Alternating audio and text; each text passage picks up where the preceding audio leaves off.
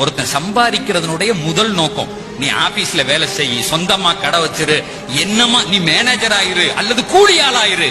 முதல் நோக்கம் சம்பாதிப்பதற்கு உங்கள் குழந்தைகளுக்கு நீங்கள் சொல்லிக் கொடுங்கள். அடித்து சொல்லுகிறேன், கோடி ரூபாய் இல்லாவிட்டாலும் கூட ஒரு கோடீஸ்வரன் என்ன வாழ்க்கை வாழ்றானோ அல்ல அந்த பிள்ளைக்கு தருவான்.